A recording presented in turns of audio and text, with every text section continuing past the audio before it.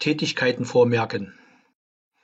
In Camin Futura können komfortabel Tätigkeiten, welche im nächsten Jahr anfallen oder wegfallen, vorgemerkt werden.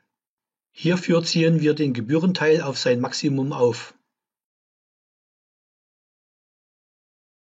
In der sich jetzt hervorgebrachten Spalte Vormerkung können wir nun entsprechende Operationen hinterlegen.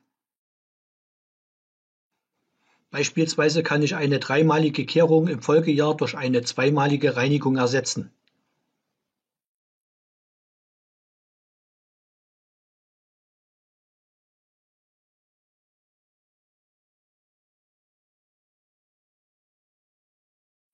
Weitere Möglichkeiten stehen mir zur Verfügung, wie Gebühr fällt erst im Folgejahr an oder im Folgejahr kommen so und so viel Stück hinzu. Und selbstverständlich habe ich auch im Folgejahr die Möglichkeit, Tätigkeiten entfallen zu lassen. Und ferner besteht die Möglichkeit, die Gebühr erst ab einem bestimmten Jahr anfallen zu lassen, beziehungsweise ich kann die Tätigkeit auf dauernd unbenutzt setzen. Dies wird mir dann in der Spalte Vormerkung auch entsprechend angezeigt.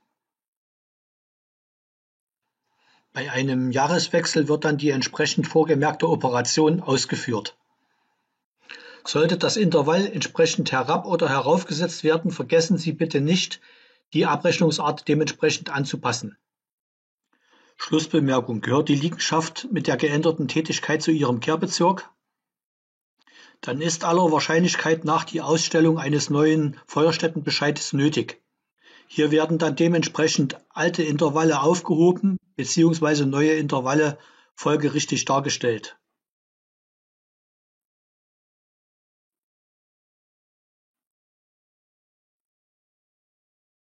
Damit sind wir mit unserem Video am Ende angelangt.